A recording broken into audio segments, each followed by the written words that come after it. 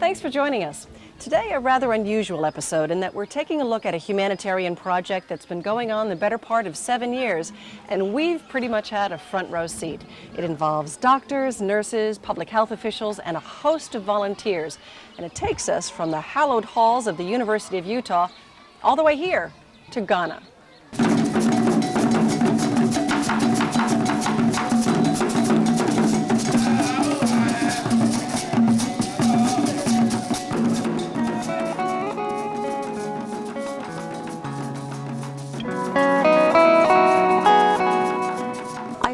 Visited Ghana in January of 2002 as I accompanied a group of University of Utah ophthalmologists on a medical humanitarian mission. Can you see it all right now? I can't see anything. Nothing? At all. How are you feeling today before surgery? Are you nervous? Oh, I know by all means, by the grace of God, I'll be here. I was just a volunteer, a retired TV news anchor with a small camera. I'll tell the doctors you're here. Is there anything you need?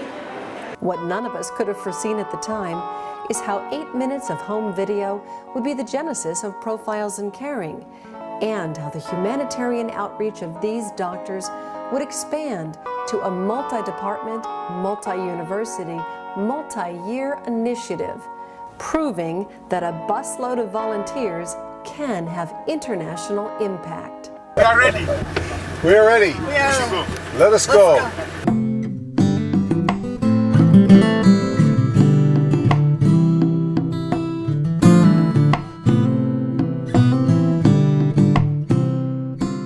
In the hospital here, we've had extremely good experiences teaching the residents, the attendings, as well as the fourth-year medical students. They're very attentive, polite, interactive, and I think they've learned a lot. It absolutely makes a difference. The diversity of knowledge that comes from multiple instructors is very valuable. We are not sitting down just allowing foreign collaborators to come in and just come and work and go away, but we believe that we should use it to build our people up to the extent that we can be on our own and then we become self-sustaining.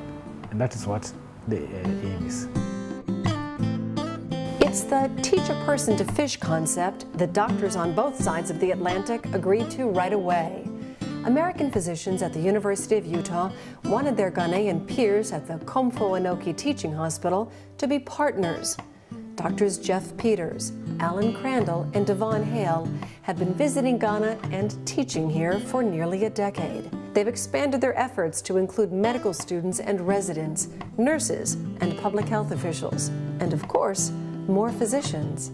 I think the first day was a little bit challenging in the fact of trying to have the students and residents interact with us because I think they weren't used to some of our Western culture of being quick and trying to be very interactive.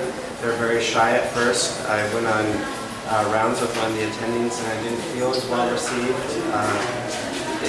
But after about half an hour of following them around, they started talking to me and opening up, and they were very happy. And now these teaching programs include ophthalmology, anesthesiology, child health, pathology, neurology, anatomy, a physician's assistant program, and computer programming.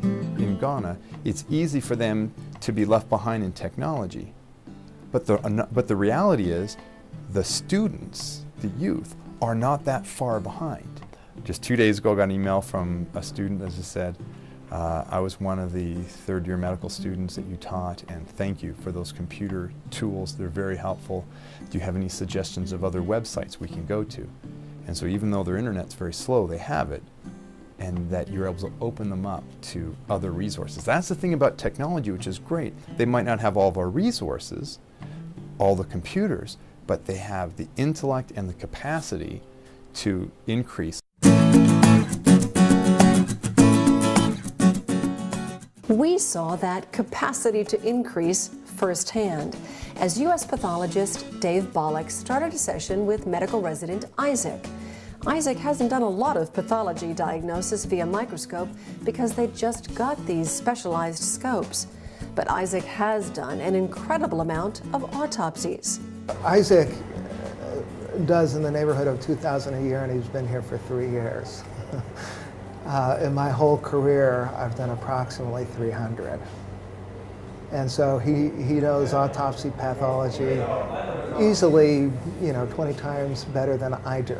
Or at least he's seen the diversity that I haven't. So Dave's job today is to teach Isaac the intricacies of the microscope.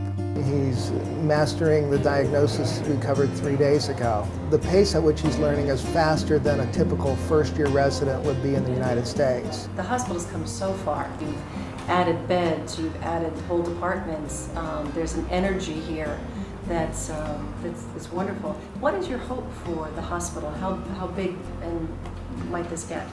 Our vision for the hospital is to become a center of excellence of international standards. And then we pride ourselves that for the past 4 years we put up a strategic plan to achieve this vision. We've gone very far. We are almost there.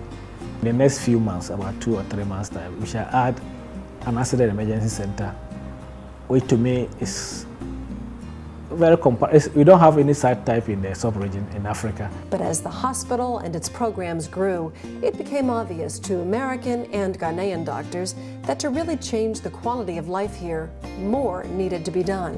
The teaching hospital realized that in order for them to fulfill their mission, they needed to reach out into the community in order to better prevent illness or treat it early rather than waiting until it got to a crisis level and showed up at the hospital door.